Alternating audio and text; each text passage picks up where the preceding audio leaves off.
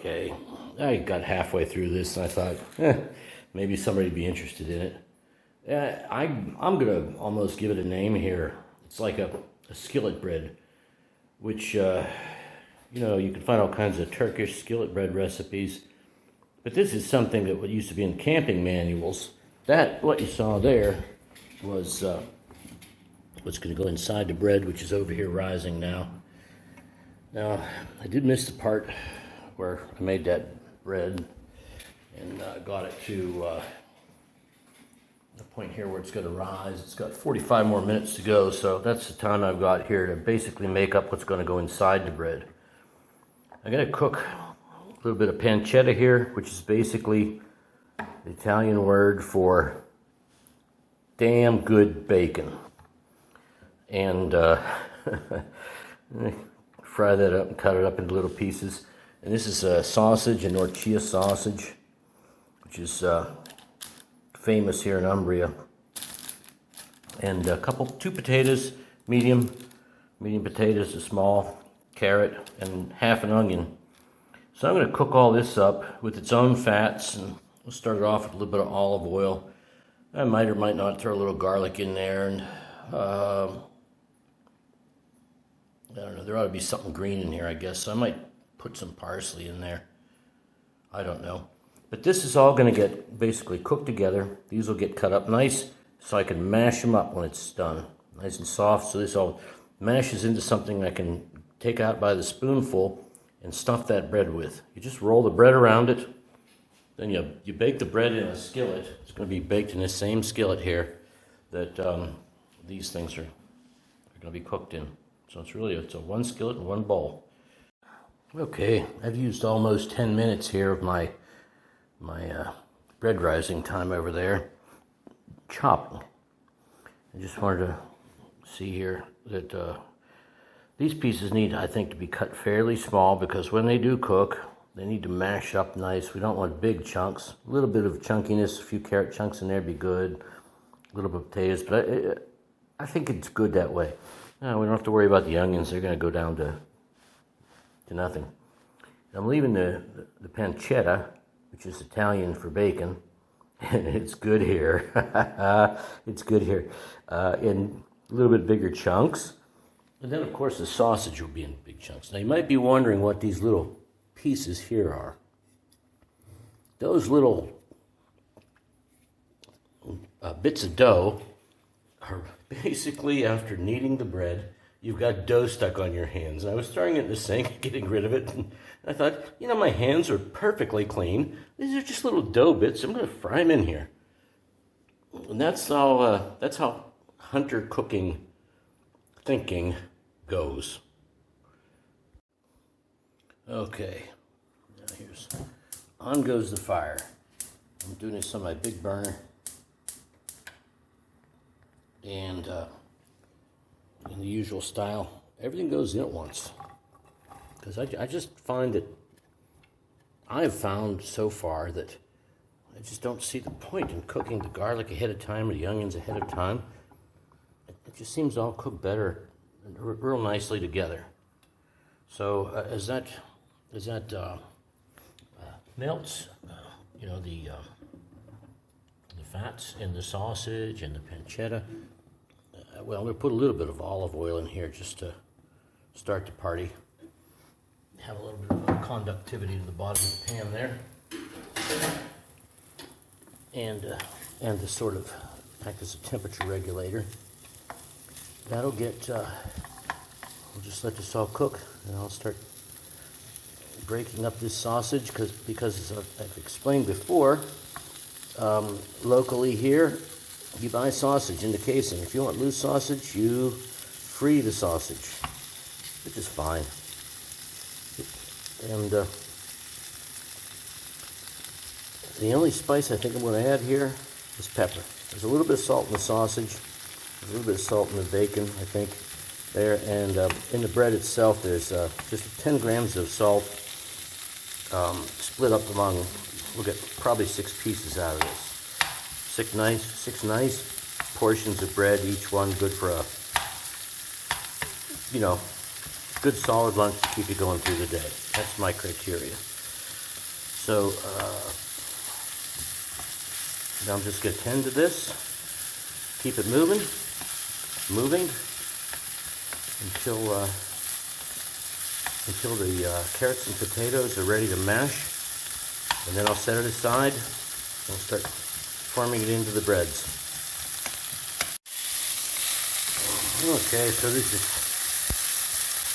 starting to get a little bit serious here. Plenty of fat on the bottom of the skillet for things to cook in. And as we go here, more and more will be released here by the meats. I could cover this or not. I don't think it's going to make much of a difference either way. Just watching for the... And I do think everything's going to cook together here, really at a very close to the same rate. So far, that's the way it's been working. And it's not that I don't trust recipes, it's just that I don't like to follow directions, and I like to find out for myself how things work. And so I make some mistakes that cooks made thousands of years ago, and it's fine. It's just something that every generation does, you know. So anyway, we just started to get some browning action on the potatoes there and on the carrots. I like that browning action on the carrots because that's caramelization that's happening. And our sausage and our guanciale, that's Italian for bacon, but it's good. They're all doing nicely. So I'm going to turn down the heat now a little bit because, as I said before, the party has been started here in the pan. Now let's turn our attention back here to something else I've been thinking about, it's a hunter's style. So doggone it, nothing says the woods to me like mushrooms. So I'm going to, this is 100 grams of mushrooms. I'm going to just a little bit of oil. I should have used sunflower oil on that because the water on these is going to get poured out when they reduce. So I'm going to just get them under some kind of a heat here, let them cook down, then we'll chop them up and incorporate them here, along with some prezzemolo, because you just can't have mushrooms without prezzemolo, according to one of my key advisors, my consigliere here in Umbria. And the other thing is, I just need something green in it. As much as I despise green vegetables in general, well, there are a few I like, but yeah, something green in there would be good, I think. And parsley. Parsley doesn't hurt anything. So that's it. Prezzemolo, which is Italian for parsley. Okay, things are coming along here under a little bit lower heat now. I could probably turn it up a little bit. Watching time here. I think I'm going to be fine though. And it's better to cook things low. Just let them cook together. Let the meat release their fats. Let the vegetables cook in those fats. And the browning activity on the potatoes is nice, as well as the carrots and the onions. Oh, that's a piece of guanciale. The onions are clearing up nicely. See there? Coming along very well. And the guanciale is cooking. It might not be the super... Oh, I shouldn't be saying guanciale. It's pancetta. Pancetta is the Italian for bacon. It's a bacon. Guanciale, I thought about using guanciale for this, but I thought it was overkill. I mean, that stuff's good. That's the cheek of the pig. I just learned about this. It's fantastic. That's the way to make your carbonara. So we'll just keep that moving a little bit. A note to self, get a lid for this cute little pan in which the mushrooms are sort of steaming, cooking a little bit. And of course we talked about prezzemolo, parsley. And I'm going to use that because I've seen them used many times now. I don't know if it's a good idea or not, but the stalks. I'm just going to use the stalks in here. Just pretend it's like little pieces of celery or something. Chop them up fine, and at some point we'll mix those in.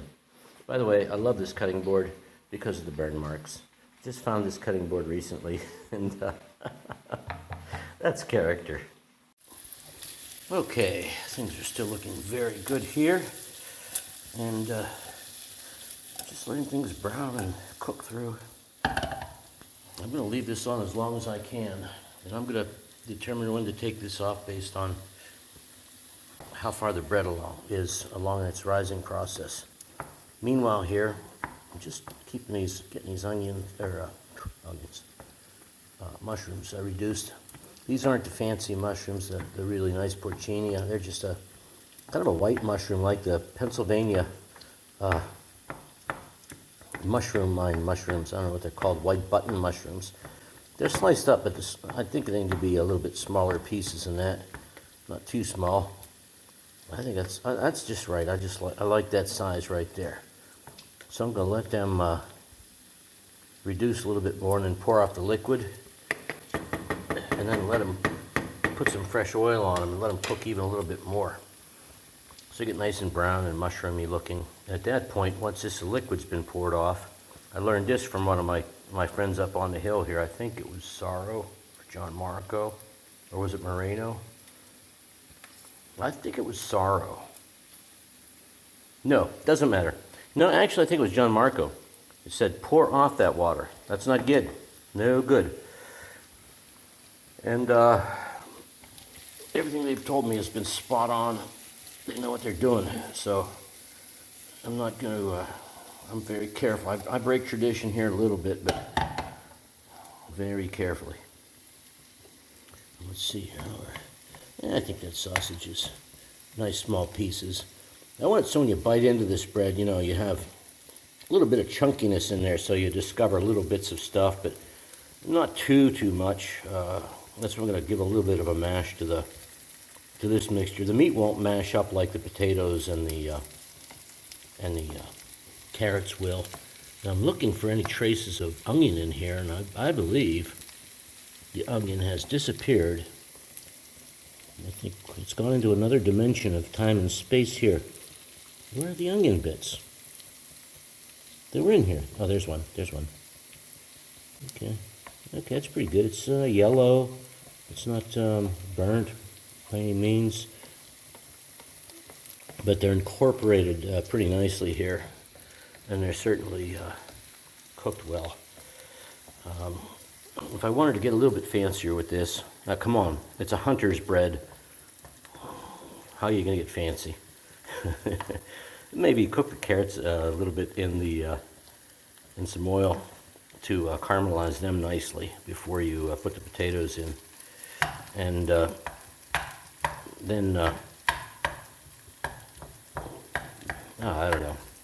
There might be some subtlety into adding the ingredients here, you know, sort of slowly. I'm starting to mash it up here a little bit, which, you know, it's neither here nor there. I don't think it's going to have a big impact, but let's get things a little bit more smaller bits. I might not even have to mash it. This is kind of starting to look how I had envisioned this as a stuffing for these breads. And yeah, the mushrooms are starting to get the right color here. I don't think they're going to give up much more liquid, so let's pour that liquid off. All right. Okay.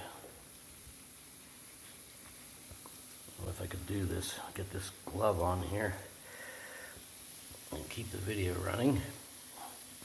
But let's try it. Why not? Come on here. Go on, glove. Okay. So just pour this off, this liquid. And I am going to have to stop the video because I've got to get a spoon to put in front of those mushrooms. Actually, no. I don't need a spoon because I can use my flour sifter, which I just rinsed out. And I can pour the mushrooms in there. Get in there. Okay. And this will go back on this. Well, I won't put it on the heat quite yet. But now the mushrooms are drained of their water. So now they go back into the pan, and with a little bit of oil, And I think what I'm going to do is cook the prezzemolo in with the mushrooms, because they're not going to really get very much cooking. And I want that prezzemolo to release some of its taste in the direction of the mushrooms, but still keep a little bit. So when you bite a piece, it releases flavor from that piece that you just bit down on, which I think I'm going to call the essence of the hunter style. You know, it's something that's hunter-gatherer wannabes,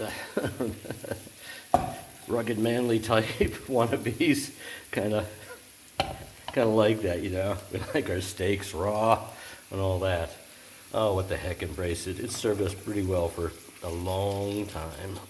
And fools that want to just abandon it are just playing a guessing game with what they think will work. Nothing more.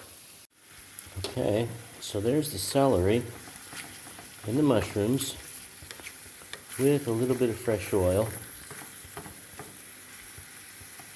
And we're just going to let them get friendly just for a couple minutes here. And I think once I see some kind of a color change in that, or a change in the smell of this, you can smell the fresh parsley, prezzemolo. And whenever I see that, some indicator, I'm looking for a sign from heaven here. I'm going to turn this off and set it aside. And then right before this is done, maybe 5 minutes, then we'll go ahead and incorporate our mushrooms into here.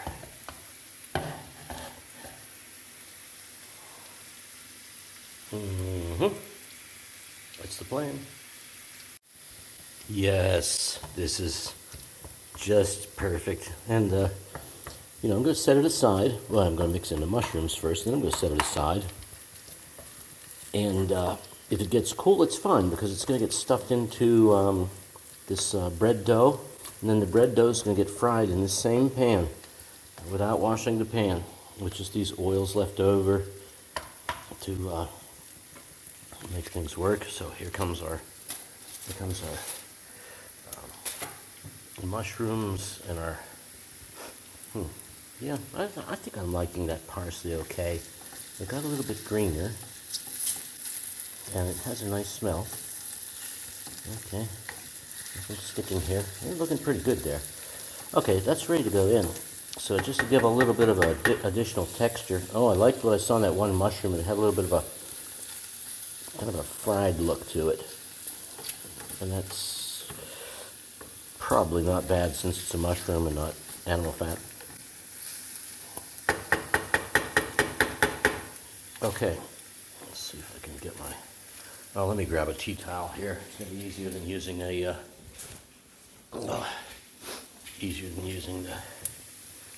oven mitten. There, we got it. Oop. Let's turn off it. Well, let me turn off the fire there first. And in we go. I'm just going to let these cook together under heat for a little bit, and then take them off the heat and set them aside in a bowl. And then they'll be waiting and ready for the bread that's coming along here. Oh, now that is a medley. I think look at the brown crispiness on the potatoes and the carrots there. It's gorgeous. It really is. I think maybe it's going to be crazy good because there's so much fat in here from the sausage and the I want to say guanciale, but the bacon. But I think I should cut those back and figure out. I've been fooling with roasted peppers recently.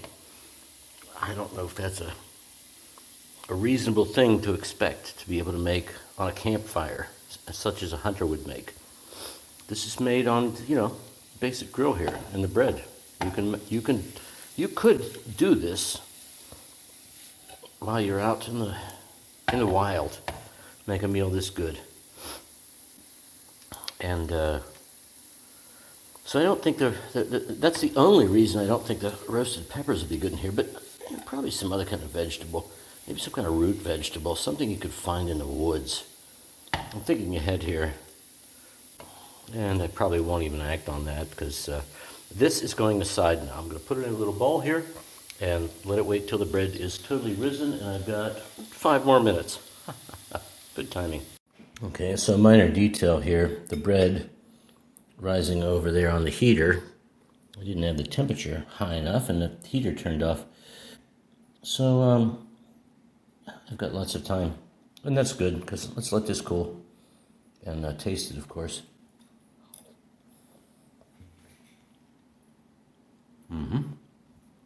That's going to make a very nice filling. Very nice filling. Okay, so I'm sorry to say, I don't think my dough has risen very much. It's been there an hour and 45 minutes, and this is what I've got. So this might be sort of a semi-leavened kind of a bread. I don't know. But I'm going to go with it and see what we get. So what I'm going to do here is just spread this out into a nice piece here that I can cut up into 6 pieces. Okay, into 6 pieces. And then each piece is going to get its own treatment. So let's go this way. Boom. Oh. And then that way. And then this way.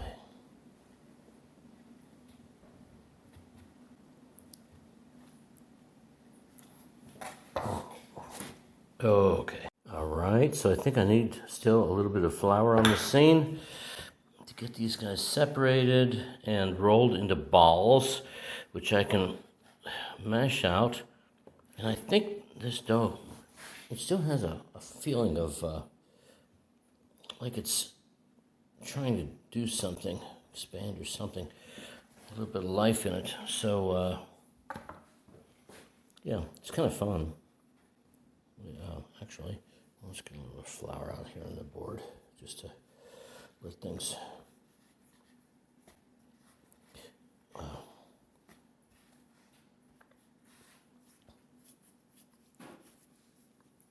Okay, so I'm going to roll that into a ball, try to mush it together. I hope I've got the right liquid to flour ratio, that it goes together, and then I can get that stuffing into it. We'll see. But I've got some work to do here, and I need both hands for it, so slight pause. Okay, so I've got this at least out into 6 separate pieces for my 6 separate breads. I should probably get a rolling pin out here, but I'm just going to mush this out by hand to try to get this kneaded into one consistent piece. You see all these little wrinkles in here? I'm sure a lot of people watching, if anybody's watching this that knows how dough works, they're in a totally different category of human than I, because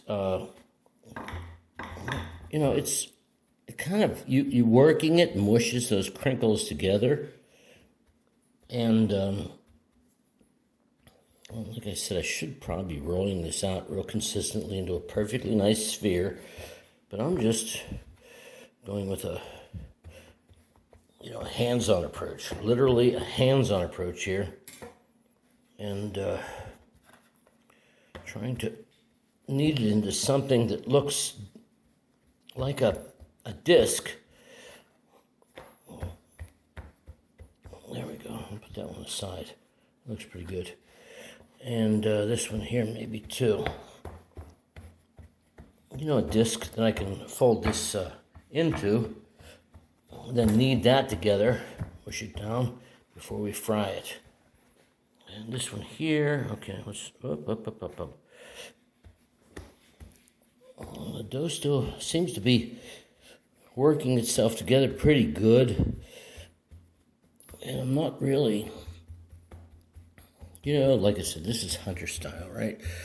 I don't have a rolling pin. I do have a rolling pin somewhere, I just don't know where it is right now. Okay, that's not exactly a a circular piece, and this one needs to get a little bit more thin, and this one certainly needs to have the whole works done to it. Okay, so let's go this way. If I had two hands free here, I might be able to do a better job. I don't know. I mean, this is like, you know, people that work with pizza. This is something that's hardwired into their brain by this point. But I think all these so far, now these little folds here, I think I can work that in, and it will knead up, melt up with the dough, with the overall bread there. Okay. And then we can stuff it nicely here at some point. So we'll move that dough out there. This dough is interesting. I'm just using my hand like a rolling pin here to sort of roll it out there into some kind of a bigger shape to make it easier to stuff. And now I should be getting one of these onto the skillet with some stuffing. And while it's cooking, I can work on the other one. So I'm going to pick this one. This guy here. It's big. Let's get some stuffing on it. So I'm going to grab a spoon. Okay.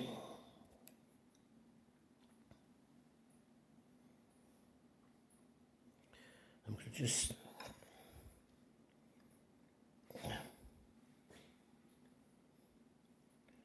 get this in there. You get in there. Little stinker. Get off here then. If you don't want to cooperate, get out of here. Off the playing field.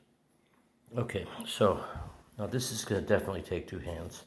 So I'm going to stop at this point and get this ready for the stove. Just a real quickie here. So I've got, you saw it there, I put the filling in. Now I'm pinching this together. I just folded the sides up and I'm pinching together the top to knead them together. Try to make one piece of dough out of this. And once you've got that pinched together, then you can mash it down pretty good. Okay. Oh, I got a hole there. That's not good. That's not good at all to have a hole in that. Oh, I don't know how to fix that. Must be a little bit thin there or something. I'm just gonna roll it up here and try to work that dough around that hole and fix it. And these little seams here, they need to be kneaded back down into it, because when it cooks in a pan, these seams are not good. It's good to have it nice and consistent. And I need more flour, so let's move you, put you over there. I'll get some more flour on this board. And I can feel with my hand the pieces inside, which are good. It means there's going to be some texture to it when you eat it. I think so. Okay, that's it. That is it. I'm going to fire up the skillet here. And this dude is going in there while I stuff these other ones.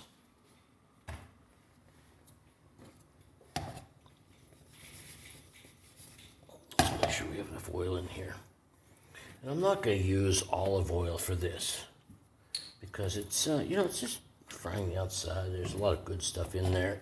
It doesn't have to all be olive oil. But I do need to make sure that it, okay.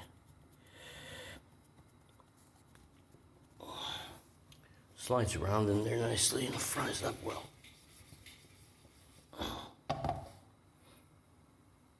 Okay, I think that's going to be okay. Let's go back here. So now, who's next? I think you. Okay, I'm going to need to do a few things. I have to get a little bit more flour on the board here before we work this one out into shape. And I think I need 2 hands here to get this worked out so that we can get a really nice shape. That first one came out pretty good. It's fairly, it's a nice round shape. Things look good there. I think I have a little bit too much, a little bit more heat than I need. So let's turn that down. And let you cook for a couple of minutes. Okay, so this is a little bit of back and forth between the pan here and, oh yeah, I should have done that a lot more time. It's fine. Just let it cook. And what's going on here is stuffing these pieces. So I got 1 in a pan and 1, 2, 3, 4, 5 to go. And that's what this recipe produces. Okay, and here's something I think I'm learning. The amount of the dryness, the amount of flour involved, and the stickiness, the tackiness of the dough is something you have to feel. And it has a lot to do then with how it kneads together and how you can roll it out on the plate or on the board here. And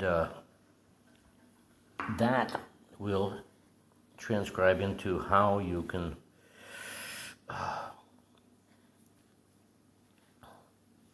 make it all come into a nice little ball, which you could then flatten out and fry.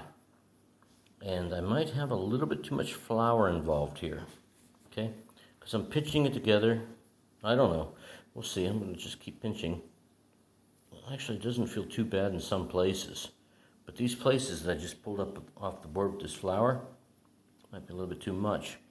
So I need to work that together and knead it together so it becomes one mass of flour without any seams. And this is, oh, see, I had a tear there. Okay, well, I think you could fix these things. Yeah, it might have fixed okay. So I'm going to turn off the video and work with this because this is, it requires 2 hands, it really does. Okay, let's see how we're coming along here. Pretty good, pretty good. Okay, now here, underneath this little patch, I tore a piece of dough off of this bread to try to make a patch for a little hole I had here. And it doesn't want to go very well. So, I'm going to just call that quits. That's the way that one's going to be. We'll go from here. Okay, and that one with its patch is what it is. And the next one here is rolled out. I should probably find that dang rolling pin and figure out how to roll these out better. But let's get some stuffing in here. Ooh, I don't want to get those fats on this floured up board here. That could be catastrophic. Let's get some of the fillings onto here and roll it up. Bring the sides in, pinch it all up, and try to get it rolled out into something like this, except without the hole. Okay, this guy is done. So I'm just gonna slip it out of the pan here, or should I put it in something bigger? Let me think about that. I'm just gonna put it on this plate for now. Okay. Put the pan back on the plate. And then this one, your funkiness there, you go in next. Okay, so now let's fold this guy up. And that's the process. 1, 2, 3. Okay, this one came out pretty good. There's a little bit of thin spot here where a piece of the sausage poked through there. But that's fine, I guess. These don't have to keep for a long time. Oh, look at that, how nice that one looks. Okay, let's just keep going with this, and because that's thin. It has a little bit of a tortilla look to it. I think it's gonna be fine. So let's make the next one here and have a couple on deck. Okay, and I do think there's a lot here of I don't know what to call it, learning about the dough, how it works, how it reacts, to get things nice and round. I mean, I shaped this out by hand on a board. There's a lot of ways to do this and mechanical means to work it out, but I want to come up with something here that's not going to leave the dough thick enough. Oop, not good. That yeah,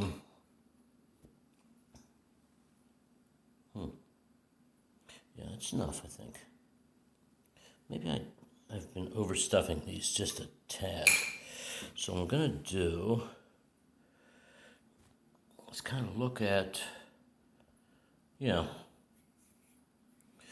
that's why they've been breaking out a little bit. Maybe just a tiny wee little bit more. So I don't, and the sausage here and the bacon, those are problematic because they want to stick out through. The vegetables are nice and mushy, but the meats have got more stiffness to them, so they want to poke through the dough. So let's see how this one comes out. Okay, meanwhile, this guy's been cooking over here, and it's looking pretty good. I think we're going to go ahead and call it done, and then we're going to have to add some more oil, because these first two have soaked up all of our, cooking oil. Okay, and here we go. Good cutting board. Got 5 down here, got one hot one up here, the last one coming off. Up the hill we go. Let's go check with the fratelli. Okay, so only it was a windy, cold day. Penso, che penso? Buona. È buono? Oh, ok. Mangia. Credo sia buona, ottima. Aggiungerei un po' di sale. A little more salt. A little more salt. Okay. Francesco? Ti dico, è buona. He's right. A little more salt. Okay. Okay. Well, that's easy. Good. Okay. So this is what I'm calling like a hunter's bread.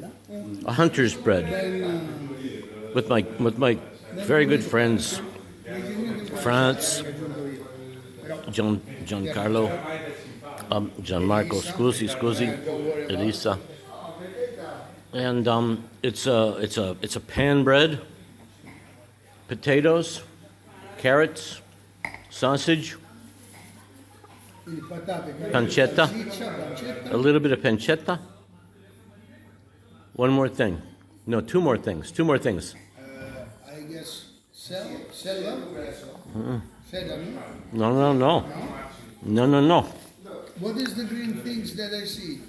It's the stalk of parsley. Parsley. Exactly, the parsley. Parsley. And there's some mushrooms in here someplace. It's a mushroom. You might not have hit the fungi. Funghi. Yeah, the fungi. Yeah. But my idea here was it's something you could put in your backpack, take on a hike. When you want to stop and take a rest, let Coco take a drink, then you can have a little lunch, cool off, and enjoy. Ok. Che pensi? È molto buono, equilibrato i sapori, è buono, ottimo. Ottimo? No, è ottimo. Ottimo. Salsa. For me, it's just a little bit. You like the salt? Che pensa? Che pensi? Buono o male? Ottima. Oh no. Serioso. È buono? Ok. Grazie. Okay, so we're basically sitting around and we have discussed how well this could be turned into a street food. And we have one more piece here. Everybody comes in through the doors getting a piece. So I think we have something pretty good here. Everybody likes it. So, and we've had actually two cooks come in who said, yeah, it's pretty good. And they can see how versatile building off of this is. My God, the dedication of this team. Here it is, raining, cold night in February. They're out there keeping sharp. Gotta admire that.